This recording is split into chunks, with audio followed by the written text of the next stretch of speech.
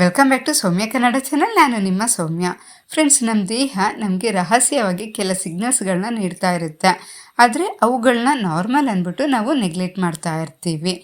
ಕತ್ತಿನ ಹತ್ರ ಕಪ್ಪು ಬಣ್ಣ ಬರೋದು, ಕಾರಣ ಇಲ್ಲದೆ ಸುಸ್ತಾಗೋದು, ಪದೇ ಪದೇ ಹಸುವಾಗೋದು, ಇವೆಲ್ಲವನ್ನು ನಾವು ಆಯಾಸ ಅಂದ್ಕೊಂಡು ನೆಗ್ಲೆಕ್ಟ್ ಮಾಡ್ತಾ ಇರ್ತೀವಿ. ಆದರೆ ಈ ಥರ ನೆಗ್ಲೆಕ್ಟ್ ಮಾಡೋದ್ರಿಂದ ಏನಾಗುತ್ತೆ ಅಂದರೆ ಜೀವನ ಪರ್ಯಂತ ಫ್ಯೂಚರಲ್ಲಿ ನಾವು ಮಾತ್ರೆಗಳನ್ನ ತೆಗೆದುಕೊಳ್ಳೋ ಅಪಾಯಕ್ಕೆ ಹತ್ತಿರ ಆಗ್ತಾ ಇದ್ದೀವಿ ಅಂತ ಅರ್ಥ ಮಾಡ್ಕೊಳ್ಳಿ. ಅಸಲಿಗೆ ಏನಿದು ಪ್ರೀ ಡಯಾಬಿಟಿಕ್?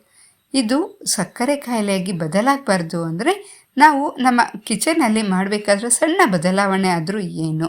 ಇವತ್ತಿನ ವಿಡಿಯೋನಲ್ಲಿ ಡಾಕ್ಟ್ರುಗಳು ಸಹ ಸಲಹೆ ನೀಡೋ ಕೆಲ ಪ್ರಾಕ್ಟಿಕಲ್ ಟಿಪ್ಸ್ ಮತ್ತು ಸಕ್ಕರೆ ಕಾಯಿಲೆನ ಕಂಟ್ರೋಲ್ ಮಾಡೋ ಒಂದು ಅದ್ಭುತವಾದ ದಕ್ಷಿಣ ಭಾರತದ ಸ್ಪೆಷಲ್ ರೆಸಿಪಿ ಬಗ್ಗೆ ಹೇಳ್ತಾ ಇದ್ದೀನಿ. ವಿಡಿಯೋ ಕೊನೆಯಲ್ಲಿ ನಾನು ಹೇಳೋ ಆ 1 ಮಿನಿಟ್ ಇದೆಯಲ್ಲ, ಆ 1 ಮಿನಿಟ್ ಮ್ಯಾಜಿಕ್ ಟ್ರಿಕ್ ಬಗ್ಗೆ ಹೇಳ್ತಾ ಇದ್ದೀನಿ. ಅದು ಮಾತ್ರ ದಯವಿಟ್ಟು ಮಿಸ್ ಮಾಡ್ಕೊಬೇಡಿ. ಯಾಕೆ ಅಂದರೆ ಅದು ನಿಮ್ಮ ಶುಗರ್ ಲೆವೆಲ್ಸನ್ನು ಅಚ್ಚರಿ ಅನ್ನುವಂತೆ ಹದ್ದೊಟ್ಟಿಗೆ ತರುತ್ತೆ. ಬನ್ನಿ ಇವತ್ತಿನ ವಿಡಿಯೋ ಶುರು ಮಾಡೋಣ. ದಕ್ಷಿಣ ಭಾರತದಲ್ಲಿ ಪ್ರೀ ಡಯಾಬಿಟಿಸ್ ಲಕ್ಷಣಗಳು ಸ್ವಲ್ಪ ವಿಭಿನ್ನವಾಗಿರುತ್ತೆ. ಇವುಗಳನ್ನ ನೀವು ಗಮನಿಸಿ. ಕತ್ತಿನ ಹಿಂಭಾಗದಲ್ಲಿ ಅಥವಾ ಕಂಕ್ಳುಗಳಲ್ಲಿ ಚರ್ಮವು ವೈಲೆಟ್ ಅಂತೆ ಕಪ್ಪಾಗುತ್ತೆ.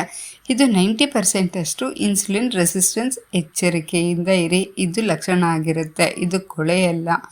ಸೊ ಇನ್ನು ಮಧ್ಯಾಹ್ನ ಊಟ ಆದ ತಕ್ಷಣವೇ ಕಣ್ಣೆಳೆಯೋದು ಅಥವಾ ವಿಪರೀತ ತೂಕಡಿಕೆ ಬರ್ತಾ ಇರುತ್ತೆ. ಅಂದರೆ ನಿಮ್ಮ ದೇಹ ಸಕ್ಕರೆಯನ್ನು ಎನರ್ಜಿಯಾಗಿ ಬದಲಾಯಿಸಲು ಕಷ್ಟಪಡ್ತಾ ಇದೆ ಅಂತ ಅರ್ಥ ಮಾಡ್ಕೊಳ್ಳಿ.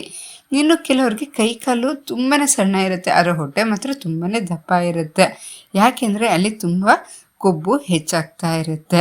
ಇದು ಡಯಾಬಿಟೀಸ್ನ ಮೊದಲ ಮುನ್ಸೂಚನೆ ಇರ್ಬೋದು. ಸಕ್ಕರೆ ಕಾಯಿಲೆಯಿಂದ ನಾವು ದೂರ ಇರಬೇಕು ಅಂದರೆ ಕೆಲ ಪ್ರಾಯೋಗಿಕ ವಿಷಯಗಳನ್ನ ನಾವು ತಿಳಿದುಕೊಬೇಕು. ಅದರ ಬಗ್ಗೆ ಕೂಡ ತಿಳಿದುಕೊಂಬರೋಣ ಬನ್ನಿ. ಜಸ್ಟ್ ನಾವು ಮಾರ್ನಿಂಗ್ ಫಾಸ್ಟಿಂಗ್ ಶುಗರ್ ನೋಡಿದ್ರೆ ಸಾಕಾಗಲ್ಲ. ಕಳೆದ 3 ತಿಂಗಳ ಸರಾಸರಿ ಆ್ಯಾವ್ರೇಜ್ ತೋರಿಸು HbA1c ಟೆಸ್ಟ್ ಮಾಡಿಸ್ಬೇಕಾಗತ್ತೆ. ಇದರಲ್ಲಿ ಏನಾದರೂ 5.7ರಿಂದ 6.4 ಮಧ್ಯ ಇದ್ದರೆ ಪ್ರೀ ಡಯಾಬಿಟಿಸ್ ಇದೆ ಅಂತ ಅರ್ಥ ಮಾಡ್ಕೊಳ್ಳಿ. ಇನ್ನು ಊಟದ ತಟ್ಟೆ ಹೇಗಿರಬೇಕು ಅಂದರೆ ಅರ್ಧ ಭಾಗ ತರಕಾರಿಗಳಿಂದ ತುಂಬಿರಬೇಕು. ಇನ್ನು ಜಸ್ಟ್ ಒಂದು 1/2 ಕಪ್ ಅಷ್ಟು ಅನ್ನ ಮಾತ್ರ, ಸ್ಮಾಲ್ ಕಪ್ ಅಷ್ಟು ಅನ್ನ ಇರುವಂತೆ ನೋಡ್ಕೊಳ್ಳಿ. ಕಾಫಿ ಟೀಗೆ ಸಕ್ಕರೆ ಬಿಡೋದು ಎಷ್ಟು ಮುಖ್ಯನೋ, ಹಣ್ಣಿನ ಜ್ಯೂಸ್ ಬದಲಿಗೆ ನಾವು ಹಣ್ಣನ್ನು ನೇರವಾಗಿ ತಿನ್ನೋದು ಸಹ ಅಷ್ಟೇ ಮುಖ್ಯ ಆಗುತ್ತೆ. ವಾರದಲ್ಲಿ ಕನಿಷ್ಠ ಅಂದ್ರೂ 2-3 ಬಾರಿ ಆದರೂ ಸಣ್ಣ ಪುಟ್ಟ ಎಕ್ಸಸೈಸ್ ಮಾಡೋದಕ್ಕೆ ಟ್ರೈ ಮಾಡಿ. ಯಾಕೆ ಅಂದರೆ ಮಸಲ್ಸ್ ಚೆನ್ನಾಗಿದ್ದರೆ ಅವು ಸಕ್ಕರೆಯನ್ನು ಸ್ಪಂಜಿನಂತೆ ಹೀರ್ಕೊಳ್ಳುತ್ತೆ. ಸಕ್ಕರೆ ಕಾಯಿಲೆ ಇರೋರಿಗೆ ಅಥವಾ ತೂಕ ಇಳಿಸ್ಬೇಕು ಅನ್ನೋರಿಗೆ ಬೆಸ್ಟ್ ಬ್ರೇಕ್ಫಾಸ್ಟ್ ಅಂದರೆ ನವಣೆ ಪೊಂಗಲ್. ಇದು ಬಿಳಿ ಅಕ್ಕಿಗಿಂತ ಇದರಲ್ಲಿ 10 ಪಟ್ಟು ಹೆಚ್ಚು ನಾರಿನಾಂಶ, ಫೈಬರ್ ಇರೋದ್ರಿಂದ ಶುಗರ್ ಲೆವೆಲ್ಸ್ ಅನ್ನೋದು ಹಠಾತ್ತನೆ ಏರೋದಿಲ್ಲ. ಹಾಗಾದರೆ ಈ ನವಣೆ ಪೊಂಗಲ್ ಹೇಗೆ ಮಾಡೋದು? ಬನ್ನಿ ಅದ್ರ ಬಗ್ಗೆ ಸಹ ಇವಾಗ ತಿಳಿದುಕೊಂಬರೋಣ. 1 ಕಪ್ ನವಣೆಯನ್ನು ಚೆನ್ನಾಗಿ ತೊಳೆದುಬಿಟ್ಟು ಇದನ್ನು ಕನಿಷ್ಠ ಪಕ್ಷ ಏನಿಲ್ಲ ಅಂದ್ರೂ ಒಂದು 4ರಿಂದ 6 ಗಂಟೆ ಕಾಲ ಚೆನ್ನಾಗಿ ನೆನೆಸಿಡಿ. ಈ ಥರ ಚೆನ್ನಾಗಿ ನೆನೆಯೋದ್ರಿಂದ ಏನಾಗುತ್ತೆ ಅಂದರೆ ಇದು ಸುಲಭವಾಗಿ ಜೀರ್ಣ ಆಗುತ್ತೆ.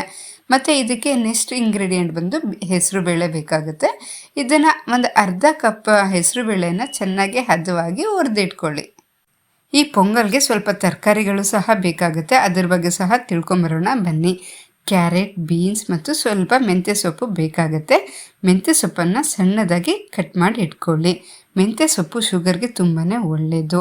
ಈಗ ಒಂದು ಕುಕ್ಕರ್ನಲ್ಲಿ ನೆನೆಸಿದ ನವಣೆ, ಹೆಸರುಬೇಳೆ ಮತ್ತು ಕಟ್ ಮಾಡಿ ಇಟ್ಕೊಂಡಿದ್ದ ತರಕಾರಿಗಳನ್ನು ಹಾಕಿ ಇದಕ್ಕೆ ಒಂದು 4ರಿಂದ 5 ಕಪ್ ಅಷ್ಟು ನೀರು ಮತ್ತು ರುಚಿಗೆ ತಕ್ಕಷ್ಟು ಉಪ್ಪನ್ನು ಸೇರಿಸ್ಬಿಟ್ಟು ಒಂದು 3ರಿಂದ 4 ವಿಸಲ್ ಕೂಗಿಸಿ. ಪೊಂಗಲ್ ಎಷ್ಟು ಮೆತ್ತಗಿದ್ರೆ ಅಷ್ಟು ತಿನ್ನೋಕ್ಕೆ ರುಚಿ ಇರುತ್ತೆ.